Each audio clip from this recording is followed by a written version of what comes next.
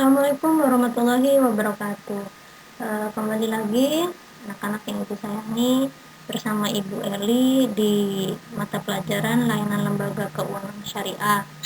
Alhamdulillahirrahmanirrahim. Amma ba'du. Anak-anak, mari kita mulai belajar pada pagi hari ini dengan membaca basmalah. Baik anak-anak, pada kesempatan pagi ini kita akan membahas materi tentang layanan lembaga keuangan syariah. Nah, sebelum masuk ke materi tersebut, ada baiknya kita harus memahami dulu apa itu lembaga keuangan. Secara umum, lembaga keuangan berperan sebagai intermediasi keuangan. Nah, apa sih intermediasi? Intermediasi berarti penghubung dari unit surplus ke unit defisit. Nah, apakah kalian tahu apa itu unit surplus dan apa itu unit defisit? Nah, Ibu akan jelaskan. Unit surplus merupakan orang atau perusahaan yang kelebihan dana. Sedangkan unit defisit merupakan orang atau perusahaan yang kekurangan dana. Jadi, lembaga keuangan itu penghubung antara orang atau perusahaan yang kelebihan dana dan kekurangan dana. Begitu ya. Nah, setelah kalian memahami apa itu lembaga keuangan, maka sekarang kita masuk ke dalam pembagian lembaga keuangan syariah. Dalam lembaga keuangan syariah terdapat dua komponen, yaitu antara bank dan non-bank. Bank juga dibagi lagi menjadi 3 komponen atau 3 bagian. Yang pertama ada bank sentral, yang kedua ada bank umum syariah, yang ketiga ada bank pembiayaan rakyat syariah atau biasa disebut dengan BPRS. Sedangkan bagian yang kedua yaitu non-bank. Di situ ada beberapa komponen atau beberapa bagian perusahaan yang termasuk ke dalam bagian non-bank atau bukan bank.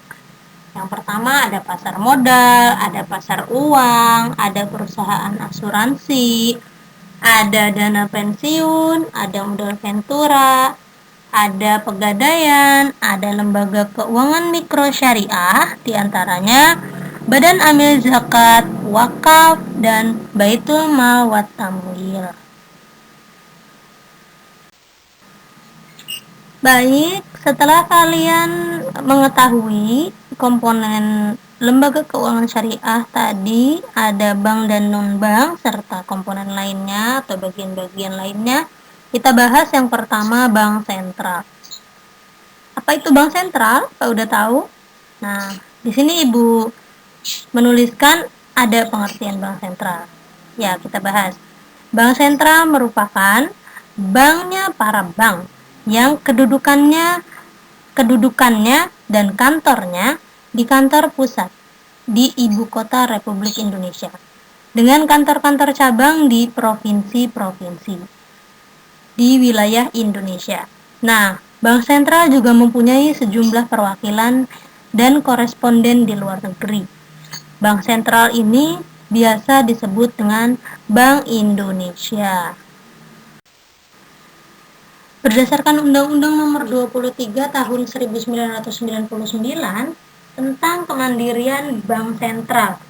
Nah, Bank Sentral atau Bank Indonesia adalah lembaga negara yang independen atau mandiri atau bebas dari campur tangan pemerintah dan pihak-pihak lainnya, kecuali untuk hal-hal yang secara tegas diatur dalam undang-undang. Nah, ini juga salah satu pengertian dari bank sentral menurut undang-undang. Ya, bisa kalian baca dan kalian ingat. Baik, setelah kalian mengetahui tadi apa itu bank sentral, mari kita masuk ke bank umum. Dan sebelum masuk ke bank umum, di sini ada pengantar pengertian lembaga keuangan bank. Nah, merupakan lembaga keuangan yang memberikan jasa keuangan paling lengkap. Usaha keuangan yang dilakukan di samping menyalurkan dana, memberikan pembiayaan, juga melakukan usaha penghimpunan dana dari masyarakat luas dalam bentuk simpanan. Nah, jadi lembaga keuangan itu bukan hanya melakukan pembiayaan saja, tetapi juga bisa melakukan penghimpunan dana dari masyarakat luas. Nah, dalam bentuk simpanan ya. Nah, sebelum masuk ke dalam poin bank umum syariah, ada baiknya kita mengenal dulu ya, apa itu bank umum. Bank umum secara umum ya, tidak syariah. Nah, sini ada pengertiannya. Bank umum merupakan bank yang dapat memberikan jasa dalam lalu lintas pembayaran. Pemerintah dapat menugaskan bank umum untuk melakukan program pemerintah guna mengembangkan sektor-sektor perekonomian tertentu. Nah, maksudnya di sini, bank umum kan bank yang memberikan jasa ya dalam lalu lintas pembayaran. Contohnya gimana nih? Misalkan ada bank umumnya kita sebut misalkan Bank BRI. Nah, itu kan bank umum Bank Rakyat Indonesia. Nah, itu adalah salah satu contoh bank umum. Di sana pemerintah dapat bekerja sama kan dengan bank tersebut. Nah, kerjasamanya dalam hal apa? Dalam pengembangan sektor perekonomian, misalnya Bank BRI tersebut bekerja sama dengan salah satu kantor atau salah satu agen wisata atau dengan tempat-tempat di mana yang dapat menghasilkan sumber-sumber perekonomian tertentu, misalnya hotel dan lain sebagainya. Nah, itu kan ada pajak di situ, nanti ada keterkaitan dengan bank BRI tersebut. Nah, tempat wisata misalnya kita angkat ya, wisatanya ada hotelnya dan sebagainya. Nah, otomatis misalkan ada orang yang mau sewa hotel, kemudian bayarnya via bank gitu kan, dengan banknya bank tadi, bank BRI gitu. Nah, itu kan pasti melakukan kerjasama kan, itu. Makanya di sini dijelaskan sudah jelas ya, bank umum itu bisa kerjasama dengan pemerintah, juga dapat mengembangkan sektor perekonomian tertentu, itu ya.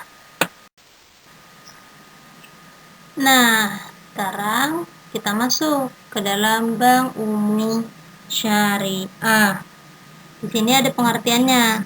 Bank umum syariah merupakan bank yang bertugas melayani seluruh jasa-jasa perbankan dan melayani segenap masyarakat, baik masyarakat perorangan maupun lembaga-lembaga lainnya.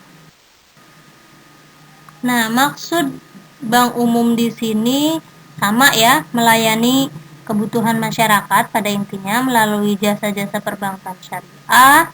Nah, baik masyarakat, perorangan ataupun lembaga. Maksudnya di dalam lembaga atau perbankan syariah kan ada tuh masyarakat perorangan gitu kan yang melakukan kerjasama dengan bank, kemudian jasa-jasa lembaga atau perusahaan yang bekerja sama dengan perbankan syariah gitu ya.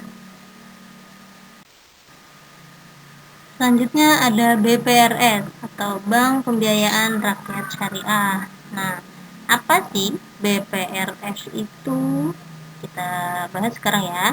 BPRS merupakan bank yang khusus melayani masyarakat kecil di pedesaan. Jenis produk yang ditawarkan pun relatif sempit jika dibandingkan dengan bank umum. Bank Pembiayaan Rakyat Syariah ini berfungsi sebagai pelaksana di mana fungsi bank umum tapi diangkat regional dengan berlandaskan prinsip syariah.